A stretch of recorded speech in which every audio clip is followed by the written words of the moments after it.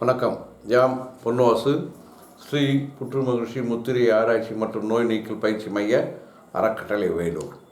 இந்த அறக்கட்டளை நோக்கமே அடுத்த சந்ததி நினைக்கும்படி வாழ். எதுக்காக அடுத்த சந்ததி நினைக்கணும்? ஆனால் நம்முடைய முன்னோர்கள் நம்ம சரியாக வழி நடத்திட்டு இருந்தாங்க. முன்னொரு காலத்துலலாம் பார்த்திங்கன்னா ஒரு 1980க்கு முன்னாலாம் பார்த்திங்கன்னா மருத்துவமனைக்கு போகிறதே ரொம்ப ரொம்ப குறைவு. ஆனால் இன்றைக்கி பார்த்திங்கன்னா மருத்துவமனை போகிறதுக்கு ரொம்ப ரொம்ப அதிகம். காரணம் அப்படின்னா உணவில் குறைபாடு, தூக்கத்தில் குறைபாடு, பயிற்சியில் குறைபாடு.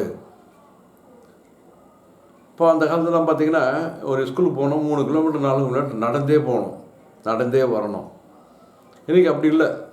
எளிமையாக ஒரு வண்டியில் கொண்டு போய்ட்டு விட்டுட்டு வண்டியில் கொண்டு வந்துடுறாங்க. இல்லைன்னா ஸ்கூல் பஸ்ஸு இருக்குது, அதில் போய்ட்டு வந்துடுறோம்.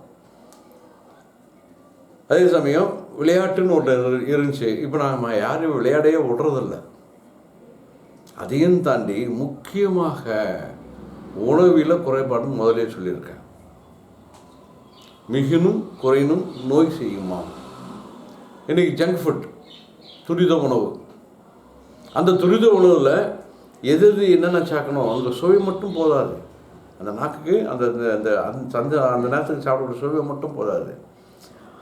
இந்த உணவை செரிமானம் பண்ணுவதற்கு அதுக்குள்ளே ஒரு பொருள் சேர்ப்பாங்க. இப்போ உதாரணமாக பார்த்திங்கன்னா முன்னெல்லாம் பார்த்திங்கன்னா இந்த கோழி கறி, ஆட்டுக்கறி செஞ்சாங்க அப்படின்னா அதில் கண்டிப்பாக கசகசாவையும் தேங்காயையும் அரைச்சி, மிக்சியில் போட்டுடல, அந்த அம்மியில் அரைச்சி அதை எடுத்து குழம்புல போடுவாங்க. அது எவ்வளோ நாட்டுக்கோழி அப்படின்னா அன்றைக்கி நைட்டே காலி பண்ண மண்ணால் வைக்கக்கூடிய, ஏன்னா அது விஷமாக மாறிடுமா. நம்ம முன்னோர்கள் அந்த அறிவு கூர்மையோடு நம்ம பண்ணியிருக்காங்க.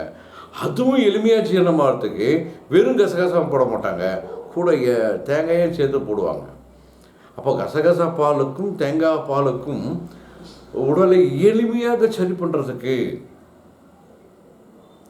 எளிமையாக செரிமானம் கொண்டு வர்றதுக்கு அதை சேர்த்தாங்க. ரைட். ஏன் அதை சேர்த்தாங்க அப்படின்னா, செரிமானம் பண்ணுவதற்கு நம்ம உடம்புல அந்த செரிமானம் பண்ணுவதற்கான அந்த தீன்றது என்னென்னு கேட்டீங்கன்னா, நம்ம உடம்புல அந்த உணவை செரிமானம் பண்ணுறதுக்கு நம்ம குடல்லையே ஒரு ஆசிட் சுரக்கும். அது அந்த நாம் சாப்பிடக்கூடிய உணவை நொதிக்க வச்சு, ஜீரணத்தை உண்டு பண்ணி நொதிக்க வச்சு, அந்த குடல் சவ்வில் அந்த சத்துக்களை உறிஞ்சப்பட்டு அது கடைசியில் 7 வித தாதுக்களாக மாறி நமக்கு உடலுக்கு உண்மையை சொல்லும். அது கூடவே எலும்புக்குள்ளே மச்சையாக கொண்டு போய் சேர்க்க. அந்த மச்சை தான் நமக்கு நாம் நோய்வாய்ப்படுகின்ற காலங்களில் அந்த மச்சையில் இருக்கிற அந்த செல்கள் நமக்கு எனர்ஜியை கொடுக்கறதுக்காக, சக்தியை கொடுக்கறதுக்காக சேமித்து வைக்கும். ரைட். அதுக்கு அறுசுவை உணவுகள் தேவைப்பட்டுச்சு. இப்போ கடந்த பதிவில் இனிப்பு பற்றி பேசணும், இந்த பதிவில் புளிப்பு பற்றி பேசுகிறோம். இப்போது புளிப்பு முத்திரை. அப்போ புளிப்பு அப்படின்றது பார்த்திங்கன்னா பொதுவாக சித்த மருத்துவலையும் சரி, ஆயுர்வேத மருத்துவம் சரி, யுனானி மருத்துவத்தையும் சரி, புளிப்பு அப்படின்னு சொன்னால் என்ன பண்ணுறாங்கன்னா, புளிப்போட கூட்டு தொகுப்பு அப்படின்னு நம்ம பார்த்தீங்கன்னா தீயும் மண்ணும். இந்த தீயும் மண்ணும் இணைஞ்சி பார்த்தீங்கன்னா அதுக்கு என்ன பண்ணால் அது வாதத்தையும் சரி பண்ணும், கூட பித்தத்தையும் சரி பண்ணும். பித்தம் அதிகமான வாய் கும்பிட்டோம், அந்த வாட்டர் ப்ரஷ்ன்னு சொல்லக்கூடிய அந்த வாயில் அந்த உமிழ்நீர் சுரக்கும். அது அப்படியே ஒரு மாதிரி தேவையில்லாமல் ஒரு சுவையை கொடுத்து எதிர்த்து கொண்டு வந்தோம். அடிக்கடிக்கு அது போய் தண்ணி துப்புனா தான், இல்லை அதை தெரியாதனம் அந்த தண்ணி முழுகிட்டோம், உள்ளார கொண்டு போயிட்டோம் அப்படின்னா வாந்தியாக வெளியே தெரிய வேண்டிய கட்டாரம். அப்போது மந்த ஜீரணம், அதீரணம் இதெல்லாம் உருவாகி நம்ம உடலுக்கு தேவையான சக்தியை போக்கி சேர்க்காது. ரைட். அடுத்து வாதம் அப்படின்னுச்சுன்னா கை கால் மூட்டு வலி, அந்த வலி, இந்த வலி, மூட்டில் சவுண்டு வர்றது, இதெல்லாம் வரும். அப்போது வாதத்தையும் பித்தத்தையும் சமன்பை செய்து நம்ம உடலை மிக சரியாக சீராக கொண்டு போய் சேர்க்கறதுக்கு புளிப்பு நம்ம உடம்புக்கு நம்ம அற்புதமான ஒரு விஷயங்களை கொடுத்துட்ருக்கு. அதே மாதிரி புளிப்பு முத்திரை இது எப்படி செய்யணும்னு பார்ப்போம். இடது கை கட்டை விரலோட வலது கை மோதிர விரல், அப்படியே வலது கை கட்டை விரலோட இடது கை மோதிர விரல், இது இப்படி வச்சுட்டிங்க அப்படின்னா இதுக்கு பேர் புளிப்பு முத்திரை. இது என்னென்ன வேலை செய்யும் அப்படின்னா, மூட்டுகளில் வரக்கூடிய அந்த மூட்டு வலி அந்த சப்தம் வர்றதுக்கான காரணம் என்ன? அந்த சளிஜவப்பட மூக்கு, ஆங்கிலத்தில் மூக்குன்னு சொல்லக்கூடிய அந்த சளிஜவப்பட ஒவ்வொரு மூட்டுக்கும் அந்த சளிஜவப்பட இருந்ததா அந்த ஃப்ரிக்ஷன் உராய்வு இல்லாமல் அந்த வழவழன்னு போயிட்டே இருக்கும். அப்போது அந்த மூட்டு அசைய சொல்ல அந்த மூக்கஸ்ன்னு சொல்லிட்டு அந்த சளிஜவப்படலம் அது இருக்க பார்த்திங்கன்னா தேய்மானம் குறைப்பேன். நான் வந்து மருத்துவர்கிட்ட போனால் இப்போ உனக்கு எலும்பு தேஞ்சு போச்சு, மூட்டு எலும்பு தேஞ்சு போச்சு, அதனால உனக்கு மூட்டு வலின்னு சொல்லுவாங்க. அது மூட்டு வலிக்கு காரணம் அங்கேயே இருக்கக்கூடிய வழவழப்புத்தன்மை இல்லாத போனால் மூட்டு வலி அங்கே இயல்பாக வரும்.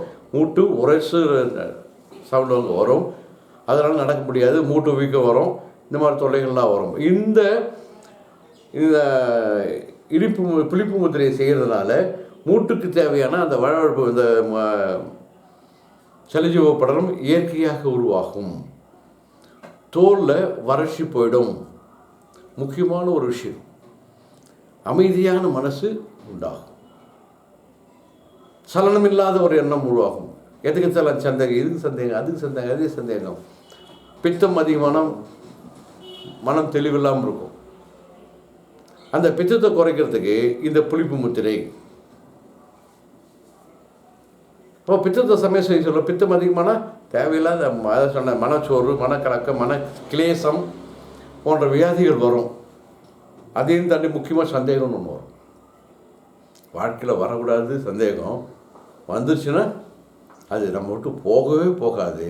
அந்த சந்தேகத்தில் தான் வந்து ஏகப்பட்ட பிரச்சனைகள் நம்ம உடம்பு இது நிஜமில்லாத நிஜமாக நினச்சி நம்ம உடம்புல கெடுத்துக்கிறது சந்தேகத்தை ரொம்ப முக்கியம். அப்போது சலனமற்ற அமைதியான ஒரு தன்மையை கொடுக்கக்கூடியது இந்த புளிப்பு முத்திரை. குழந்தைங்களுடைய மூளை செயல்திறனை அதிகரிக்கிறதுக்கு இந்த புளிப்பு முத்திரை. பார்த்தீங்கன்னா பள்ளி மாணவர்கள் என்ன பண்ணுவாங்க, இப்போ நிறைய நான் படித்து எழுதுனேன், ஆனால் பேப்பரில் ஒன்றும் இல்லை. பேப்பரில் எழுத சொல்ல என்ன இருக்கும், என்ன எல்லாம் நைட்டெல்லாம் உட்காந்து படிப்பாங்க, ஆனால் பேப்பரில் எழுது பார்த்தீங்கன்னா எல்லாமே இருக்காது, ஞாபகம் மறந்து போயிடும். அப்போது மூளையோட செயல்திறனை கொண்டு போகிறதுக்கும் இந்த புளிப்பு முத்திரை வாதத்தை கற்றுக்கொண்டு வரும், பித்தத்தை கற்றுக்கொண்டு வரும். இதை தாண்டி ஒரு விஷயம் இருக்குது, நொதித்தல், உணவை நொதிக்கின்ற தன்மை. உடனே அந்த அந்த குடலை எப்படி வளர்ச்சுன்னா இப்படி உரைச்சி தான் அந்த உணவு வந்து, அதே மாதிரி கடினமாக இருந்தால் அது வந்து உரைச்ச சொல்ல அது ஜூஸ் வரும்னா வராது. அப்போது உணவை நொதிக்க வைக்கணும். நொதித்தல் நான் புளிக்க வைக்கணும். அந்த கடினமான உணவை எளிமையான உணவாக மாற்றணும், அதுக்கு பேர் தான் நொதித்தல். அப்போது அந்த நொதிச்சிச்சுன்னா அப்படின்னா எளிதில் ஜீரணமாகிடும், நமக்கு உடலுக்கு தேவையான சக்திகளை கிடைக்கும்.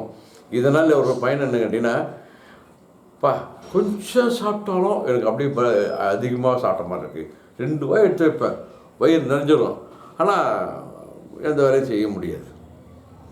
அப்போது பசியின்மை என்ற ஒரு தன்மையை இந்த புளிப்பு முத்திரையை வந்து போய்க்கிடும்.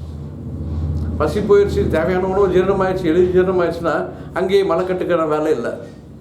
ஒரு சிலர் பார்த்திங்கன்னா போயிட்டு மலம் கழிக்கிறதுக்கு உட்காருவாங்க, கொஞ்சம் வெளியே வரும், அதுக்கப்புறம் வெளியே வராது, மறுபடியும் போய் உட்காருவாங்க, மறுபடியும் கொஞ்சம் வரும், போய் உட்காருவாங்க, மறுபடியும் உட்காருவாங்க, தொடர்ச்சியாக அவங்க போயிட்டே இருப்பாங்க. அதை தாண்டி காய்ந்த மலம், அப்படியே அந்த முதல் மலம் வரத்துக்குள்ளேயே ரொம்ப கடினப்பட்ட ஐயோ அம்மா அப்பா அப்பான்னு கத்தி அந்த முதல் மலம் வரத்துக்கே ரொம்ப சங்கடப்படுவாங்க. அதே சமயம் ஆட்டுப்புழுக்கை போன்ற மலமும் வரும். இதெல்லாம் சரி பண்ணுறதுக்கு இந்த புளிப்பு முத்திரை இது செய்ய சில பார்த்திங்கன்னா உடல் நல்லா அழகாக வன்மையாக மாறும். உடலில் இருக்கிற கொழுப்புகளை செரிமானம் பண்ணி கொழுப்பு அதிகமாக சேர விடாமல் பண்ணுறதுக்கு இந்த புளிப்பு முத்திரை. ஆக பெரியவங்களுடைய குழந்தைகளோட மூளை வளர்ச்சி மட்டும் இல்லை, பெரியவங்களுடைய மூளை ஆற்றலை, செயல்திறன் ஆற்றல், குறிப்பாக வயசாகி போச்சு, ஒரு 70 வயசு மேலே போச்சுன்னா, இப்போ அவன் பேர், அந்த ஊர் பேர், அந்த அவங்க பேர் மறந்து போச்சுன்னுவாங்க. அந்த மாதிரி வயோதிகர்களுக்கும் இந்த புளிப்பு முத்திரை பண்ண பார்த்திங்களா எளிமையான ரைட். ஓகே, இதில் இன்னொரு முக்கியமான விஷயம், ஒரு முக்கியமான ஒரு ஃபங்க்ஷன்லேயோ இல்லை பேருந்துலையோ எங்கேயோ பயணம் பண்ணிகிட்ருக்கோம், அபான வாயு வெளியேறும். பக்கத்தில் ஒரு மூக்கு பிடிச்சிடுவோம். அந்த அபான வாயு வெளியேறது நல்ல விஷயந்தான். ஆனால் நாத்தமான அபான வாயு விட்டானா வச்சு பக்கத்தில் நம்ம பக்கத்தில் உட்கார வேணாம். இன்னொரு விஷயம் பார்த்தீங்கன்னா டர்ன்னு ஒரு சவுண்டோட நம்ம அபான வாயு வெளியேறும். இதையும் சரி பண்ணுவதற்கு இந்த புளிப்பு முத்திரை. ஆக நம்ம உடலை வன்மையாக வச்சுக்கிட்டு மூளையை வன்மையாக வச்சு தோல்லேருந்து வறட்சி இல்லாமல், தோல் வறட்சி வந்துச்சுன்னா அடுத்து என்ன பண்ணோம், அதுக்கப்புறம் சின்ன சின்ன புண்ணுகள் வரும், அப்புறம் சொரிஞ்சா அப்படியே அப்படியே மேலே வரும். அப்போ தோலில் மினுமினுப்பு போயிடும். அப்போ தோலில் வறட்சி இல்லாமல் மினுமினுப்போடு அழகான தோட்டத்தை கொடுக்கறது இந்த புளிப்பு முத்திரை. ஆக இதை நீங்கள் செஞ்சு பார்த்துட்டு அடுத்து சொல்லுங்கள். நன்றி, வணக்கம்.